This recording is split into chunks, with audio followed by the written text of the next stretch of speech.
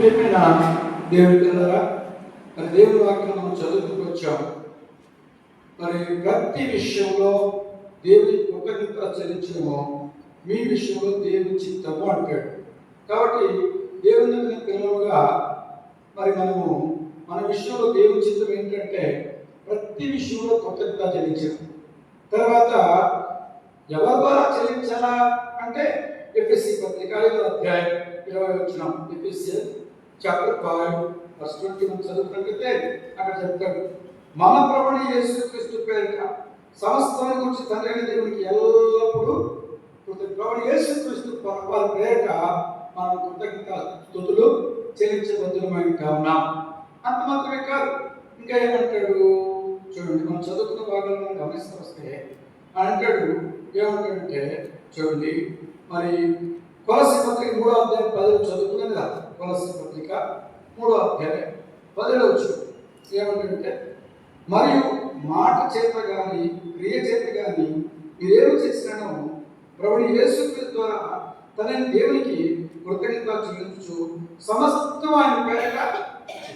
అది చాలా మంది కృతజ్ఞత చెల్లించాలా, ఇది మీ విషయంలో దేవుడిస్తున్నాను. మన విషయంలో దేవుడిస్తాం వాస్తవమే. అది ఎవరి ద్వారా చెల్లించాలా? ప్రభువైన యేసుక్రీస్తు ద్వారా చెల్లించాలి. తన దేవునికి కృతజ్ఞత చెల్లించు ద్వారా ప్రభు దేని కొరకు చెల్లించాలా అంటే కీర్తన బాగా వస్తాడు. ఏం రాస్తాడంటే కీర్తనలు 103వ అధ్యాయం, కీర్తనలు 103వ అధ్యాయంలో రాస్తాడు. ఏం రాస్తామండి, మొదటి 5 వచనాలు మరి సంధిత జరిగితే మంచిదే. సంధిత కీర్తనలు 103వ అధ్యాయం మొదటి 5 వచనాలు ఇంగ్లీష్ చదవచ్చు.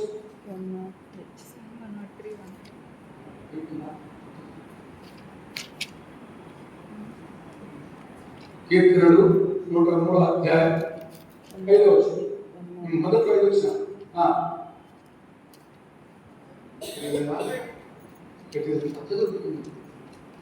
ఇంగ్లీష్ చదువుకోవాలి, ఇంగ్లీష్ తెలిగిన అదే చదువు. 103 Psalm verse 1 to 5.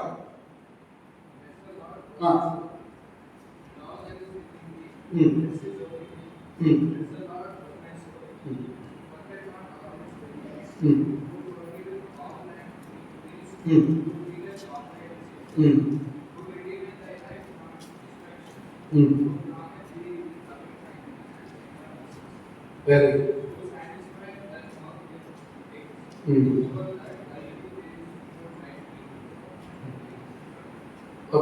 దేవుని వాక్యం గమనిస్తే, నా ప్రాణమా యెహోవాను స్తుతించుము, నా అంతరంగ సమస్తాన్ని ఆయన పరిశుద్ధమును స్తుతించుము, నా ప్రాణమా యెహోవాను స్తుతించుము, ఆయన చేసిన ఉపకారం దేనిని మరవద్దుము, ఉపకారములో దేనిని మరవద్దు. కాబట్టి ఆయన ఉపకారం చేసి మేలు చేసి ఎందుకని కృతజ్ఞత చెల్లించాలంటే ఆయన ఉపకారం చేసి మొట్టమొదటి ఉపకారం ఏంటంటే ఈ లోపల అందరికీ అవసరమైంది, ప్రతి ఒక్కరికి అవసరమైన ఉపకారం మొట్టమొదటి అంటాడు. ఏమంటాడు తెలుసా? చూడండి 3వ వచనంలో, ఆయన దోషాలన్నీ క్షమించేవాడు. నిజంగా దేవుని పిల్లల యొక్క దోషాలకు క్షమించబడాలి. ఎప్పుడు కూడా చూడండి, దేవునికి ఏమైనా దేని బట్టి మనం దేవునికి స్తుతి చెల్లించాలంటే మన దోషాలు క్షమించబడ్డామని దేవునికి స్తుతి చెల్లించాలి. నిజంగా దోషాలు కలిగి ఉంటే దేవుడికి భయపడాలి. కాబట్టి మనం ఏదో ఉదాహరణ మనం చూసినట్టే, ఒక కుష్ఠరోగి ఏం చెప్పాలంటే ఆ వ్యక్తి దగ్గర మంచి పండు అనుకోండి, ఆ పండు ఎవరికైనా ఇచ్చారు, మనం ఎవరికైనా ఇచ్చారు, మనం తీసుకుంటామా? తీసుకుంటాం. ఆ వ్యక్తి దగ్గర ఎందుకు తీసుకోవాలి? పండు మంచిదే, అది ఎందుకు తీసుకోము? ఆ వ్యక్తి జబ్బు వస్తుందేమని. అలాగే దోషములు చాలా భయంకరమైనవి. అందుకే మన దోషాలన్నీ మొట్టమొదటి క్షమించడానికి ప్రవేశిస్తూ కలుసులో ప్రారంభమైంది. రక్తం కార్యాలు చనిపోయి నీళ్ళించాడు. కాబట్టి మన దోషాలన్నీ క్షమించేవాడు కనుక దేవుని కృతజ్ఞత చెల్లించాలి. రెండవది చూస్తే ఏమంటాడంటే 3వ వచనంలోనే, నీ సంకటమన్నీ కుదుర్చువాడు. రోగాలని, సంకటం అంటే రోగాలన్నీ కూడా కుదుర్చువాడు. అరే మాకేం రోగాలంటే దేవుడు అనుకుంటారా? దేవుడు అనుకుంటారా లేక వచ్చే రోగాలు. ఎందుకంటే మరి దేవుడు అనుకుంటాగా సైతం ఇంకా కూడా ఏం చేస్తాడు? ఏదో పంపిస్తాడు, వాడు ఆయుధాలు పంపిస్తాం. అయితే దేవుడు మన సంకటాన్ని కుదుర్చి వాడి కనుక దేవుడికి కృతజ్ఞత చెల్లించాలి. కాబట్టి కొన్ని సంవత్సరాలుగా పిల్లల విషయంలో తల్లిదండ్రులుగా అన్నమ్మ సిస్టరు అలాగే బ్రదర్ శ్రీనివాస్ గారు పిల్లల విషయాల్లో ఎంతో కాపాడుకుంటూ వచ్చారు. వారి కుటుంబాలు కట్టబడంతో కూడా భద్రపరుచుకుంటూ వచ్చారు. కాబట్టి ఆ విషయాన్ని చూడక వారి దోషాలు క్షమించబడమే కాకుండా పిల్లల దోషాలు క్షమించబడమే కాకుండా వారి సంకటాలను కుదురుస్తూ వచ్చాడు దేవుడు. దాన్ని బట్టి కుటుంబంగా కృతజ్ఞత చెల్లించడానికి సాయం వచ్చారు. తర్వాత మూడోది చూస్తే అంటాడు ఏమంటే సమాధిలో నుండి నీ ప్రాణం విమోచించున్నాడు. ఎక్కడి నుంచి? సమాధిలో నుండి. నిజంగా చెప్పాలంటే మనము సమాధికి వెళ్ళాల్సిన వారు ఏదో కారణాన్ని బట్టి ఏదో స్థితిని బట్టి అపాది అంటే పాతాల బట్టే ఉందంట. ఎలా ఉందంటే ఎవరిని మింగుదనాలని నోరు తెలుసుకొని కాచుకొని ఉందంట పాతాలు. కాబట్టి మింగేయడానికి కాచుకొని ఉంటాం. అయితే సమాధిలో నుండి మన ప్రాణాన్ని ఏం చేశాడు? విమోచించాడు. యేసుక్రీస్తు వారు మొట్టమొదటిగా మరి సమాధిని జయించి తిరిగి లేచిన ప్రకారంగా తనను విశ్వాసం వచ్చిన వారు కూడా ఆ సంకటాలను కుదిర్చడమే కాదు, దోషులు క్షమించబడమే కాదు, మూడవదిగా సంకటం కుదిర్చిన తర్వాత మన ప్రాణాన్ని సమాధి నుంచి విమోచించబడి చాలా విలువైన ప్రాణం, చాలా జాగ్రత్తగా కాపాడు ప్రభావ ఇంత గొప్ప మేలు నాకు ఇచ్చేవా. మూడో మేలు. నాలుగో ప్రకారం ఏంటంటే ఇక్కడ అంటాడు కీర్తనకాడు చెప్తాను చూడండి, కరుణ కటాక్షంలో నీవు నాకు కిరీటంగా ఉంచున్నావు. కరుణా కటాక్షం కిరీటం నిజంగా ఈ లోకంలో అన్ని విషయాల్లో కాపాడి భద్రపరిచి తర్వాత కుటుంబం కట్టి భార్యని కిరీటి ఫస్ట్ కిరీటం చెప్పాలి. కరుణ కటాక్షం అంటేనే ఒక యవనస్తుడికి ఒక సహోదరుడికి నిజంగా తన భార్య కిరీటం, భర్త భార్యని కిరీటం అని ఆగి ఉంటాం. కాబట్టి చాలా కిరీటాలు బైబిల్లో ఉన్నాయి. అక్షయ కిరీటం, స్వార్థ సేవ చేస్తే అక్షయ కిరీటం. కాబట్టి ప్రభు కొరకే పాడుబడి అనేక సంపాదిస్తే అక్షయ కిరీటం. మరి వాడవారికి మహిమా కిరీటం, జీవ కిరీటం. నమ్మకం ఉంటే జీవ కిరీటం, మరణం కొరకు నమ్మకం నీకు జీవ కిరీటం ఇస్తారు. కాబట్టి కరుణా కటాక్ష కిరీటంగా దేవుడు మనకు కనిపిస్తూ వచ్చింది. కాబట్టి వాటిని కూడా దేవుడు స్తుతించేవారు, కృతజ్ఞత చెల్లించేవారు వారు పడుతున్నాం. ఐదవదిగా చూస్తే పిల్లరా చూడండి చక్కటి మాట రాస్తారు. కరుణ కటాక్షంలో కిరీటంగా కూర్చోవడం కాకుండా పక్షిరాజు ఎవరిని ఎవరన్నా కొత్త వచ్చినట్టు మేలుతో నీ హృదయంలో తృప్తిపరుచుతున్నాడు. ఇలా చాలా మంది జీవితాల్లో మేలు చేత మేలు పొందుతున్నారు కానీ తృప్తి లేదు, సాటిస్ఫాక్షన్ లేదు.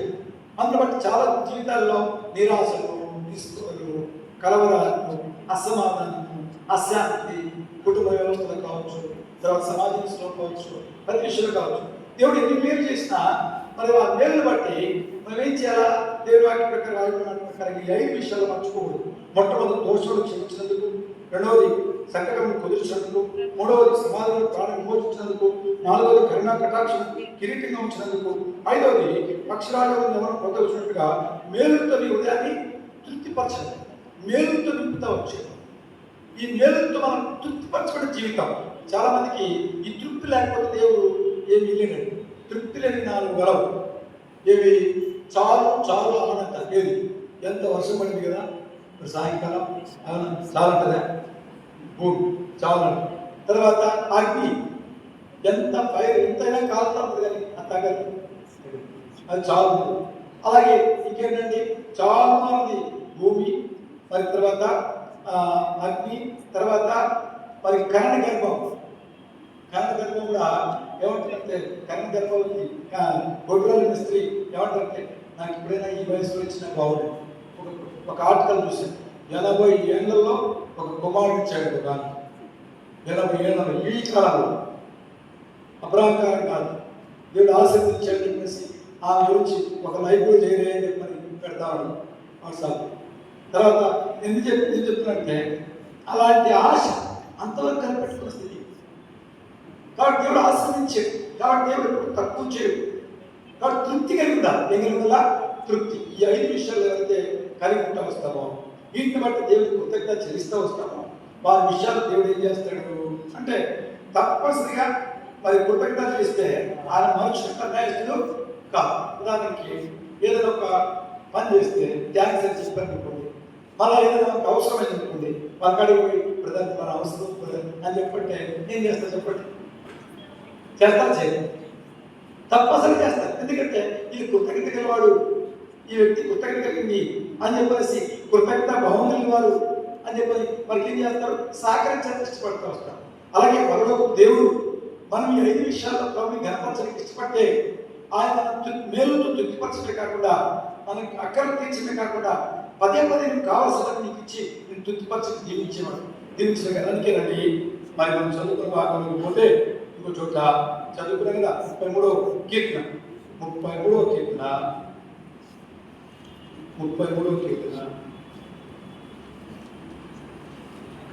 మొదటి వచ్చింది.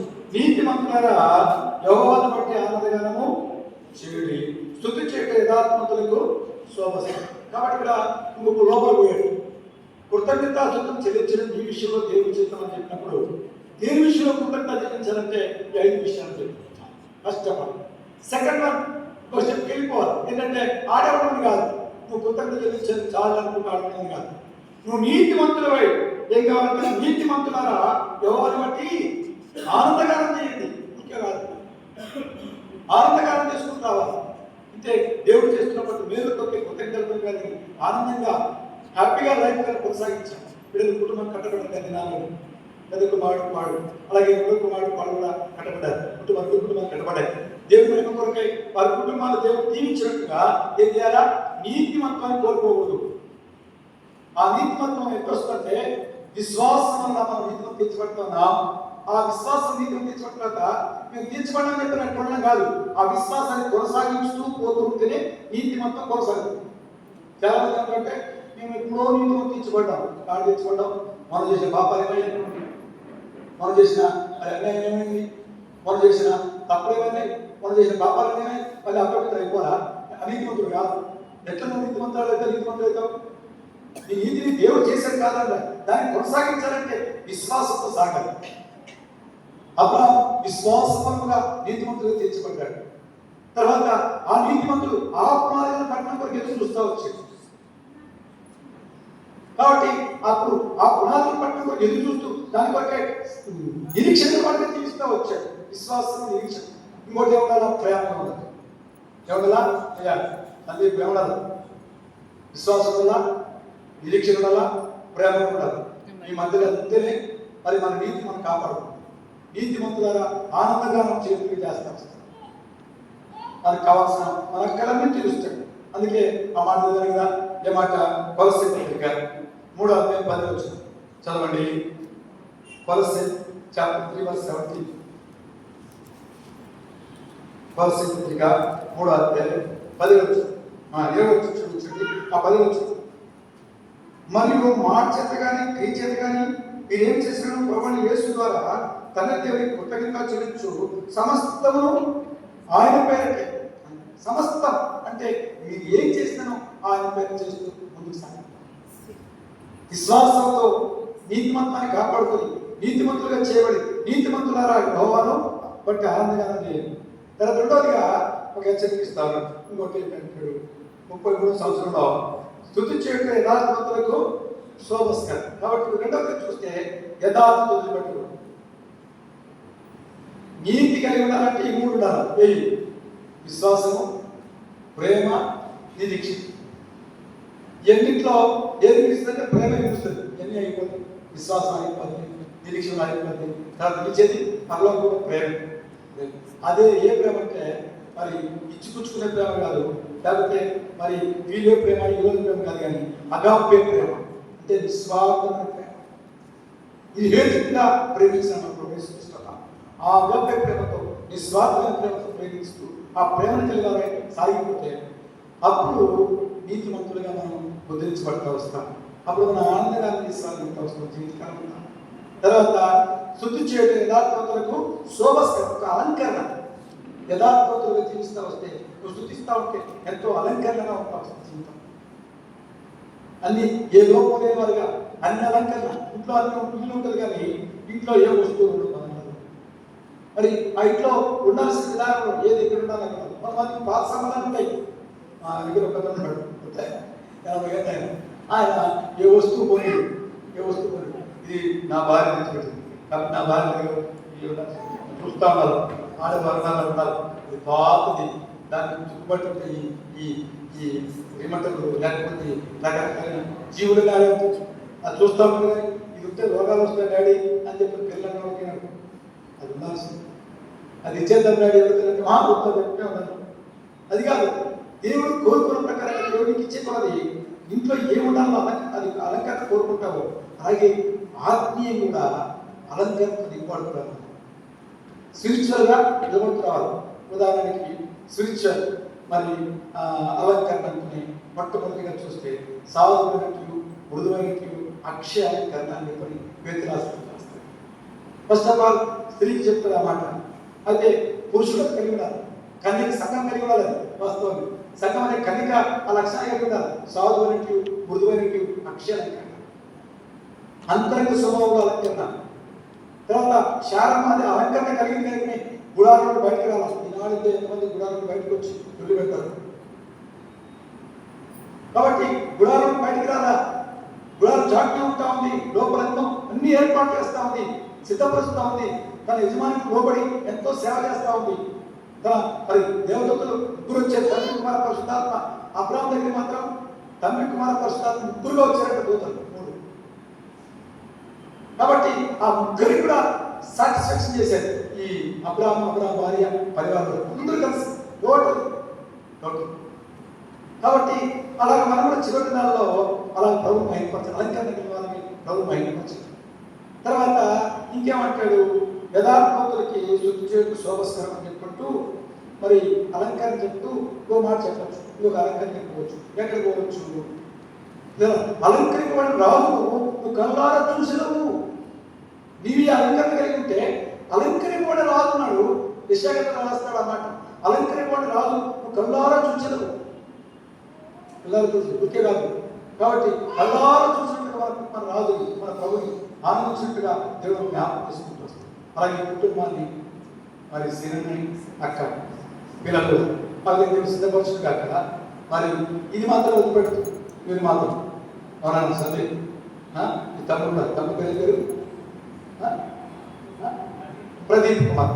కాబట్టి ప్రదీప్ వచ్చినా గుర్తుపెట్టు. కాబట్టి ప్రదీప్ కుమార్ సందీప్ కుమార్ కూడా వాళ్ళు బాగా ఉంటారు. ఏం కలిగినా ఈ మర్చిపోదు, నీతిని కాపాడుకోవడం మర్చిపోదు. నీతి మంతులు ఆనందంగా దేవుడు చేస్తారు. యథార్థవంతులు శోభస్కరంగా అంటే శుద్ధి చేయడం శోభస్కరం. యథార్థవంతులుగా ఉంటే మనం శుద్ధి చేయడం చేస్తూ వస్తాం. ఇప్పుడు ఉదాహరణకు యోగుని మనం తీసుకున్నట్లయితే నిజంగా చెప్పాలంటే యథార్థవంతులుగా ఆయుర్వేదాలు మొట్టమొదట అయితే దేవుడు సాక్షి ఇస్తాడు సైతాంతో. అయితే ఆ యథార్థవంతులు ఎన్నో కష్టాలు వస్తే తన యథార్థం వదలదు. నేను యథార్థం వదలని చెప్పి ఆ యథార్థం గట్టిగా పట్టుకున్న కారణం బట్టి మరి రెండంతలుగా ఆశ్రయించబడ్డాడు. ఇంకో చోట చెప్తాడు ఏమంటే నీతిమంతులు కలిగిన ఆశీర్వాదం అదే యోగవేదం చెప్తూ వస్తాడు. నీతిమంతులు కలిగింది కొంచెమేనో తుదను మహాభిధి చెప్తూ వస్తాడు. ఇట్లా బ్లెస్సింగ్స్. కాబట్టి మనం దేవుని బట్టి ఆనందగాను చేయగలం, స్తుతి చేసినట్టుగాను దేవుడు నీతిమంతులుగాను తర్వాత యథార్థవంతులుగాను ఉంటూ తర్వాత ఫైనల్గా ఒకటి మర్చిపోదు, నేను పరిశుద్ధమైన ప్రకారం మీరుగా సమస్త ప్రవర్తనలో పరిశుద్ధులు ఉన్నాడు. కాబట్టి ఈ మర్చిపో 5 సంగతులు వస్తాయి.